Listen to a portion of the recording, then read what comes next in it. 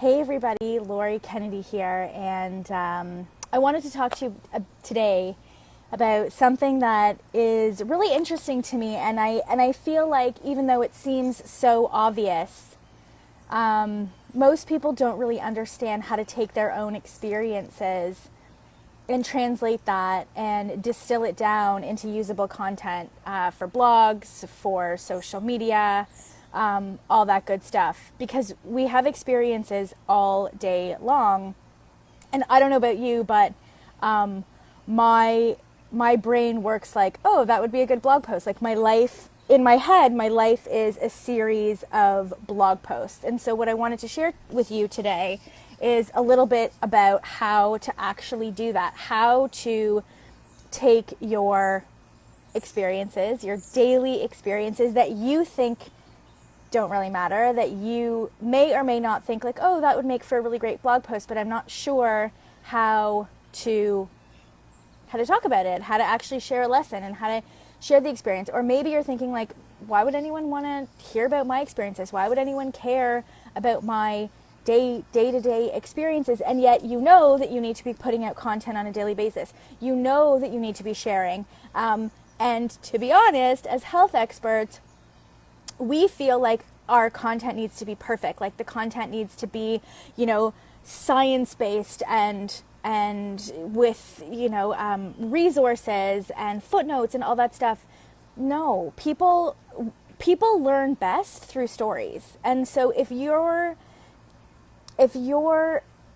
audience, if your community isn't necessarily engaging with you in the way that you want, perhaps you need to work on taking your own experiences, distilling it down, and then sharing it back in the format of a story. So I'm going to explain to you how I do it and sort of the thought process that goes on in my head. But before I do that, I just want to share this. So give me a hot minute.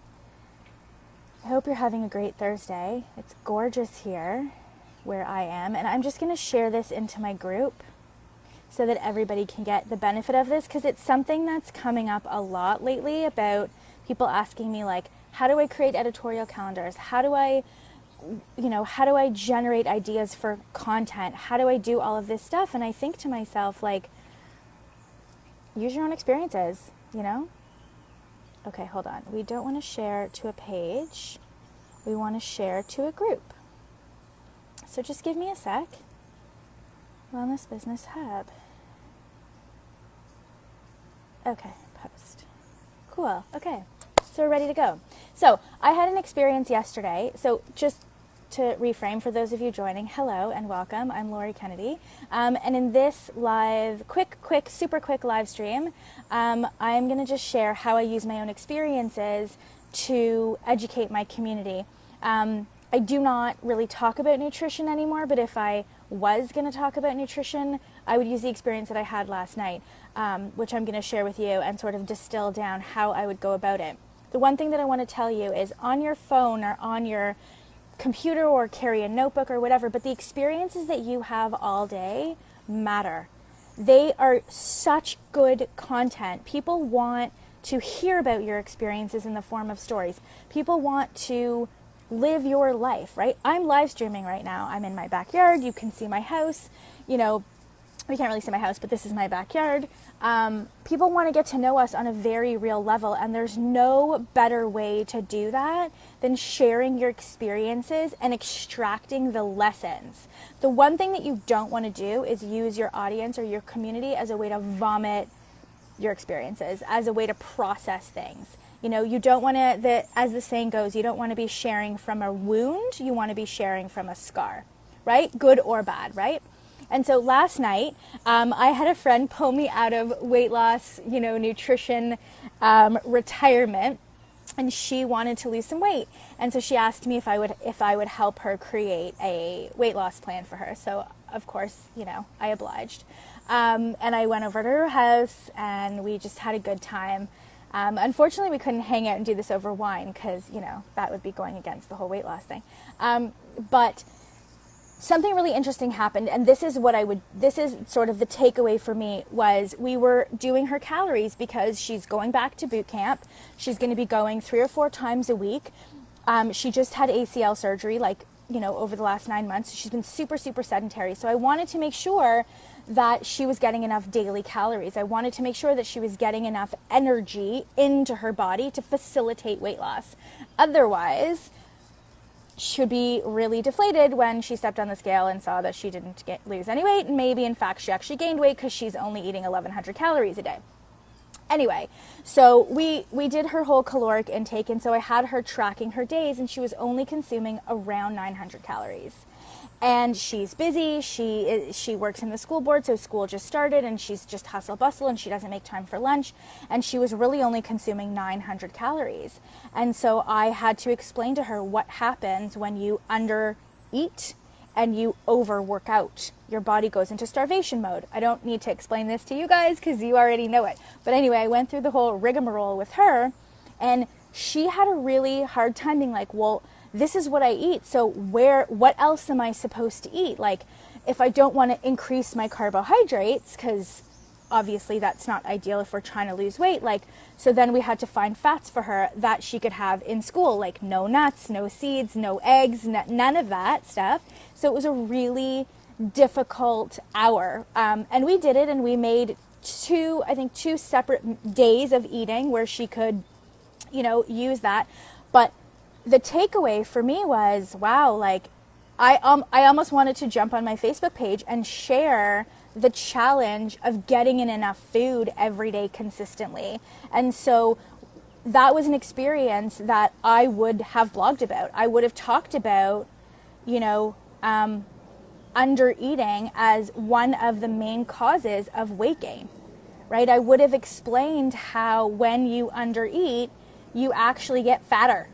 And gone through that whole thing. And so those kinds of experiences that you have, the conversations that you have with people in the grocery store, the things that your children say, the things that your mother-in-law says, the feelings that you have, the experiences that you've had. I had a client this week in our coaching, in one of my coaching calls, talk to me about dealing with her sick mom and how she, in that moment, had to choose a positive mindset versus a resentful, annoyed, pissed off, irritated mindset, and how that made all the difference for her in terms of her compassion for her mom. That's stuff that you blog about. That's stuff that people are going through. If you go through something and you feel something one way or the other, whatever it is that you feel, other people are going to go through or have gone through that specific experience. And so that is what you need to stop, and you need to jot it down, and you need to go, okay, in this moment, this is how I felt. And in this moment, this is the choice that I made. How can I share that with other people? How can I take what just happened to me and derive a lesson from it, or a strategy or a teaching tool, and talk about it in a 5-minute live stream, in a status update, or in a blog post? Keep notes on your phone for the experiences that you had. Maybe you went grocery shopping and you looked at the cart and the person in front of you and you were utterly disgusted. You can talk about being super judgmental. You can, because that's what it is. You can talk about, the choices that that person made, and then the swaps you would have made. That's an experience that you can distill down and talk about to your audience. Let's say you were in traffic and you got really upset at the person in front of you or whatever, and you were really pissed, and you did something to shake yourself out of it. You put the music on, you rolled down the window, you said a gratitude prayer, whatever it was. These are things that you need to talk about because you are the leader. You are leading by example. And if you don't communicate the examples that you go through every day in your life, you're not leading. You're being your own best kept secret, hiding behind your keyboard, hoping that your business grows. And it's not going to grow that way. So think about it. You lead by example. And the only way for people to see the examples is if you write them down, if you distill them down, extract the lesson, and then communicate them on your Facebook page, on Instagram, and through your blog posts. So throughout today, I'm going to give you a challenge. Throughout today and tomorrow, I want you to write down as many experiences, good, bad, or otherwise, that you have, And I want you to put a little note beside it how you can turn that into content. And I would love for you to share it either on my Facebook page, Lori Kennedy RHN, or in the Wellness Business Hub. I would love to see it. And I think if we can start the conversation, and I'm happy to give you feedback too in terms of how to use the experience in terms of really good content, and use it in terms of how to create a story. The more you practice doing this, the easier it becomes, and it doesn't feel so like, why would anyone care about this? Why would anyone want to know about this? Because they do, because you're the leader, because you're the coach, and you lead by example. So that's my little spiel on how to take your experiences and turn them into usable content. I hope this is helpful for you. I hope you've enjoyed spending time with me, and we'll talk again soon. Bye.